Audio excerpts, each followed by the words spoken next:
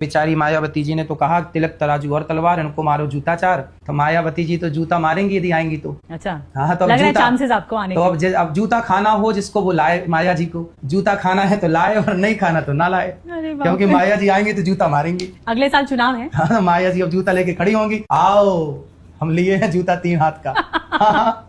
अब जिसको खाना है जूता वो माया जी को लाएगा, हमें तो नहीं खाना। बसपा का ब्राह्मण आउटरीच हो रहा है सफल। कथावाचक ने क्यों दोहराया जूते मारो वाला नारा। दोस्तों, आज हम बात करने वाले हैं एक ऐसे बयान की जो सुनकर आप चौंक जाएंगे। अनिरुद्धाचार्य महाराज ने बहन मायावती पर क्या कह दिया। जूता खाना है तो लाए और नहीं खाना तो ना लाए, अरे बाप क्योंकि रे। माया जी आएंगे तो जूता मारेंगी। सोशल मीडिया पर एक वीडियो काफी वायरल हो रहा है। यह वीडियो है कथावाचक अनिरुद्धाचार्य महाराज का, जो मीडिया के सवालों का जवाब देते हुए कह रहे हैं कि बहन मायावती तो कहती है तिलक तराजू और तलवार, इनको मारो जूते चार। मायावती जी अगर आएंगी तो जूता मारेंगी। जो जूता खाना चाहते हैं वो माया जी को बुलाए, जिन्हें नहीं खाना वे न बुलाए, हमें तो नहीं खाना। क्या यह सिर्फ एक कथावाचक का बयान है या फिर जाति की राजनीति को भड़काने वाला पुराना खेल। जब धर्म की आड़ में जाति बांटी जाती है तो सवाल सिर्फ एक व्यक्ति का नहीं रह जाता। अनिरुद्धाचार्य महाराज कथावाचक है, रामायण महाभारत सुनाते हैं, लेकिन पिछले कुछ वर्षों में वे सिर्फ कथा नहीं राजनीति भी खूब करते दिखे हैं। उनका यह बयान बहन मायावती और उस पुराने नारे को लेकर है, तिलक तराजू और तलवार, इनको मारो जूते चार। यह नारा 1980-90 के दशक में बहुजन समाज पार्टी के शुरुआती दिनों से जुड़े रहने की बात कही जाती है। तिलक का मतलब ब्राह्मण, तराजू बनिया और तलवार ठाकुर क्षत्रिय, यानी ऊंची जातियों को जूते मारने का आह्वान। बहन मायावती ने 2016 में खुद साफ कहा था कि बीएसपी ने कभी यह नारा नहीं दिया। विपक्ष ने उन्हें बदनाम करने के लिए इसे दोहराया था कि एक जमाने में बीएसपी का ही नारा था कि तिलक तराजू और तलवार, इनको मारो जूते चार। मेरी आवाज में या माननीय कांशी राम जी की आवाज में पूरे इंडिया में कोई ये बता दे कि ये बात मैंने कही है तो मैं राजनीति से संन्यास ले लूंगी। आप जब भाषण देने जाती थी तब इस तरह के नारे तो आप लगते बताओ, थे? आपने सुना है? आपके पास रिकॉर्ड है? कोई मेरी आवाज टेप है तो बताओ। आपकी आवाज नहीं, लेकिन ऐसे पब्लिक मीटिंग में नारे तो लगते थे, दीवारों पर नारे लिखे जाते थे। बिल्कुल नहीं, आप जैसे लोग दीवारों में रात को जाके लिखाते हो। बहन मायावती ने 2016 में कुछ साफ कहा था कि बीएसपी ने कभी यह नारा नहीं दिया। विपक्ष उन्हें बदनाम करने के लिए इसे दोहराता है। कई समाचार रिपोर्ट्स में यह दर्ज है, फिर भी यह नारा बार बार राजनीतिक हथियार बनकर आता है। अब सवाल यह है कि अनिरुद्धाचार्य महाराज इस नारे को आज क्यों दोहरा रहे हैं। वे कह रहे हैं कि मायावती जी अगर आएंगी तो जूता मारेंगी और हमें तो नहीं खाना।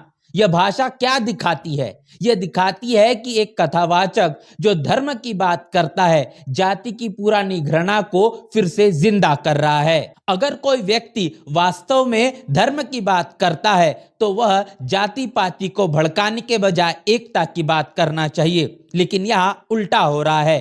अनिरुद्धाचार्य महाराज अक्सर हिंदू एकता, सनातन धर्म की बात करते हैं, लेकिन जब बात जाति की आती है तो पुरानी फूट वाली भाषा निकल आती है। यह विरोधाभास साफ दिखता है।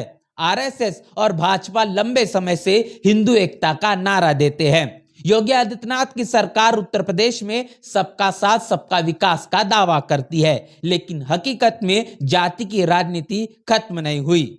ब्राह्मण, ठाकुर, ओबीसी, दलित वोट बैंक की गणना जारी है। राम मंदिर, गौरक्षा, हिंदू राष्ट्र जैसे मुद्दों पर फोकस रहता है, लेकिन जातिगत हिंसा, आरक्षण के विवाद और सामाजिक असमानता पर उतनी गंभीरता नहीं दिखती।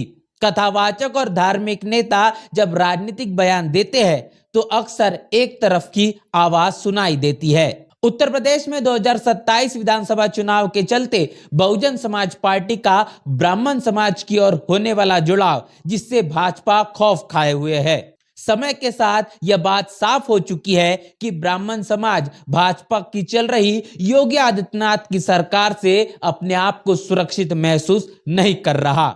इस सरकार से वह अब त्रस्त हो चुका है और अब बदलाव के नजरिए से वह बहुजन समाज पार्टी की ओर आकर्षित हो रहा है। अनिरुद्धाचार्य का बहन मायावती पर दिया हुआ बयान ब्राह्मण समाज का बसपा की ओर होने वाले आकर्षण की प्रतिक्रिया ही दिखाई पड़ती है। अनिरुद्धाचार्य महाराज जैसे लोग आरएसएस भाजपा के वैचारिक वातावरण में फलते फूलते दिखते हैं। उनकी आलोचना कम, समर्थन ज्यादा मिलता है जब वे हिंदू हित की बात करते हैं, लेकिन जब वही व्यक्ति जाति की पुरानी जहर वाली भाषा इस्तेमाल करता है तो सवाल उठता है, क्या यह सनातन धर्म की रक्षा है या सिर्फ एक समुदाय को दूसरे के खिलाफ खड़ा करना। सच्चाई यह है कि भारत में जाति की राजनीति सिर्फ एक पार्टी या नेता की नहीं है। बीएसपी बहुजन आंदोलन की बात करती है, साथ ही सर्व समाज की भी बात करती है। लेकिन आज जब कोई कथावाचक खुलेआम कहता है कि जूता खाना चाहते हो तो मायावती को बुलाओ, तो यह समाज को बांटने वाला बयान ही नजर आता है। धर्म की कथा सुनाने वाले व्यक्ति से अपेक्षा होती है कि वह घृणा कम करे, न कि बढ़ाए। आरएसएस का घोषित लक्ष्य हिंदू संगठन है, लेकिन अगर संगठन के नाम पर जाति की दीवारें और मोटी हो जाए तो वह संगठन नहीं, विभाजन बन जाता है। योगी सरकार पर भी आरोप लगते हैं कि कानून व्यवस्था के नाम पर एक खास समुदाय को निशाना बनाया जाता है, जबकि जातिगत भेदभाव और सामाजिक न्याय के मुद्दे पीछे रह जाते हैं। अंत में दोस्तों, अनिरुद्धाचार्य महाराज का यह बयान सिर्फ एक व्यक्ति का नहीं, यह उस मानसिकता का है जो धर्म को जाति की राजनीति का औजार बनाती है। बहन मायावती ने हमेशा से ही तिलक तराजू और तलवार वाले नारे को देने से इनकार किया है।